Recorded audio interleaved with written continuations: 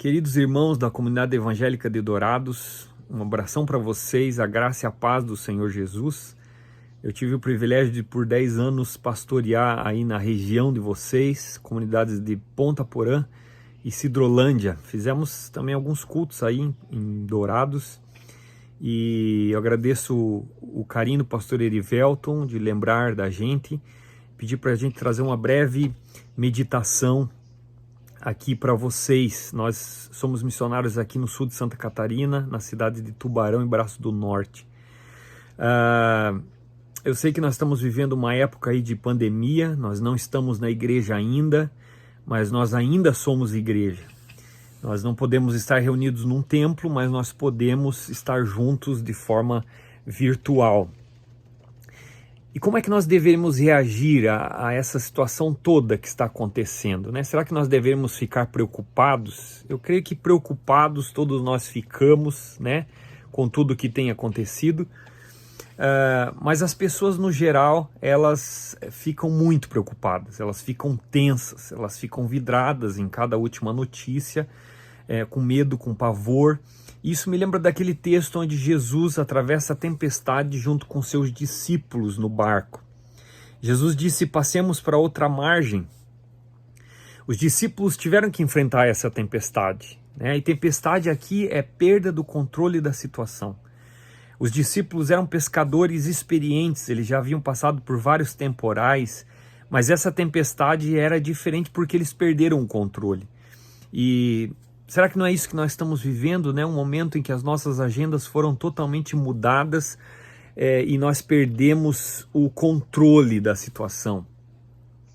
E esse é o problema, né? As coisas estão fora do nosso controle, nós que amamos ter controle das coisas.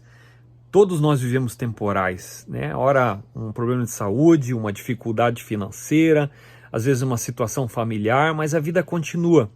Mas agora o que aconteceu é que é uma proporção que engloba todos, o tempo todo, né? O mundo todo. E isso afeta desde o comércio, as crianças na escola, a nossa vida pessoal.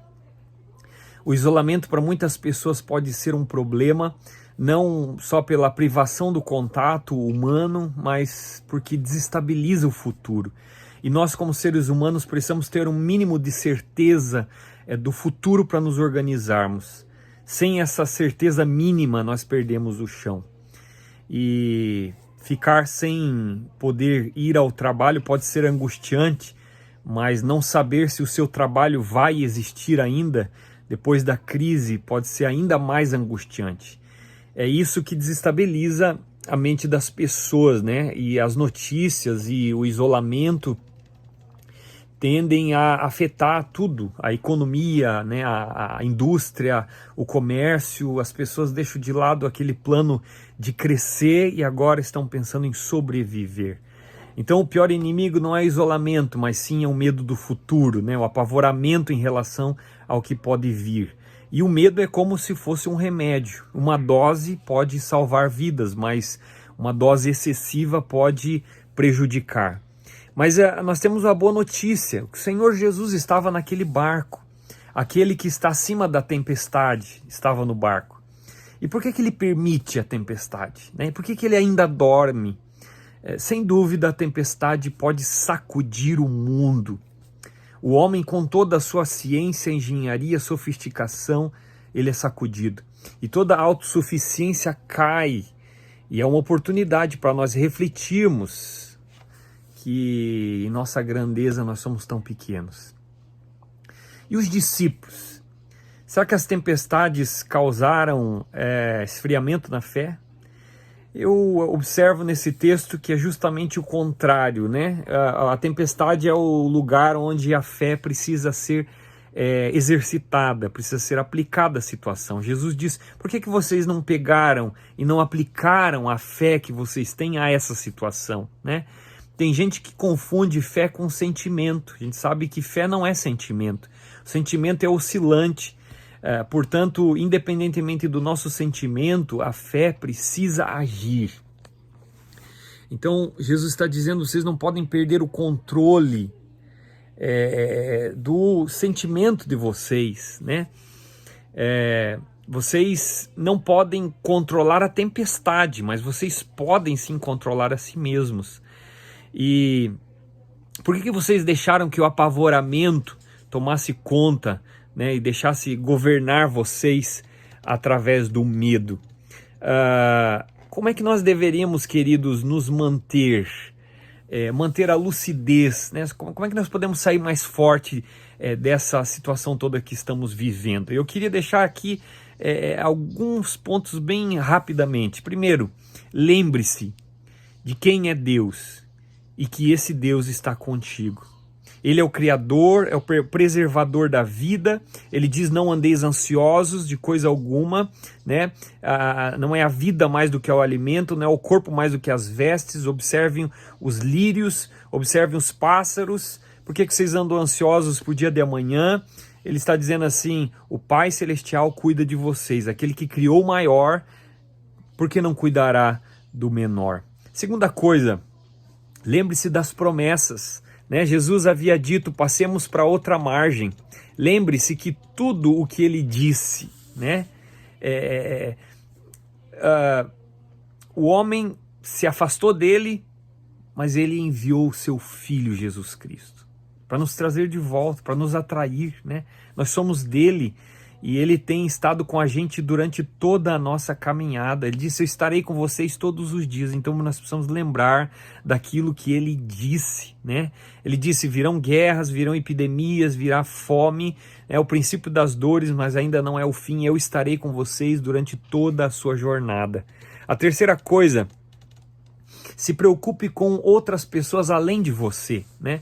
Uma forma de sair do redemoinho emocional é você poder ser apoio para quem precisa. Então, quais pessoas idosas precisam de você nessa hora? Pessoas carentes, pessoas que precisam do seu apoio, né? Será que pessoas que trabalham junto com você, pessoas que estão no seu convívio, que de alguma forma precisam do seu apoio? Então, seja generoso, seja cura para essas pessoas que precisam de ajuda, né? E isso vai ajudar a curar o seu medo também. Quarto, tenha sabedoria ao lidar com a informação. Reduza a busca exagerada, não leia tudo, né? Todos os grupos do WhatsApp, todos os posts, todos os jornais. Isso vai inundando a nossa mente com um único assunto, e você sabe que para a notícia valer a pena hoje em dia, tem que ser dramática, né?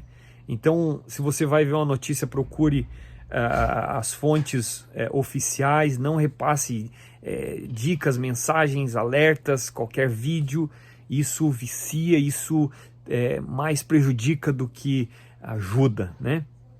Em quinto lugar, eu queria ainda dizer: mantenha uma rotina saudável para o seu corpo, para a sua mente, né? O sol é fundamental. Mesmo que venha da sua janela, melhore o seu tempo nas refeições, não coma em frente à TV, vendo o celular, não fique ocioso muito tempo, faça aquela arrumação geral, né, que você precisa fazer, que está prometendo há tempo, estude coisas novas, escreva mensagem para outras pessoas, fale de coisas boas. Tudo isso vai te dando a percepção de que a vida está funcionando. E mais do que a nossa mente e o nosso físico, desenvolva a sua espiritualidade, né? Lembre-se do teu Criador, né? Que é rocha firme, que aquele em quem nós colocamos o fundamento da nossa casa. Podem vir a chuva, transbordar os rios, e todos nós já passamos por crises e perdas. A nossa economia está abalada, finanças, nosso trabalho é incerto, mas a nossa vida é maior do que tudo isso. Os grandes impérios que vemos hoje foram construídos por uma grande maioria de refugiados de guerra, sobreviventes, pessoas que saíram da sua terra porque ali a morte era certa, né? A questão não é o que vai acontecer amanhã, mas sim quem vamos nos tornar após essa grande turbulência que Jesus disse que nós iríamos passar, que nós passaríamos para outra margem, que nós chegaríamos na outra margem. Então, que Deus nos torne de pessoas mais centradas nele e mais centradas no amor ao próximo. Que Deus abençoe a sua vida, fique na paz do Senhor Jesus. Amém.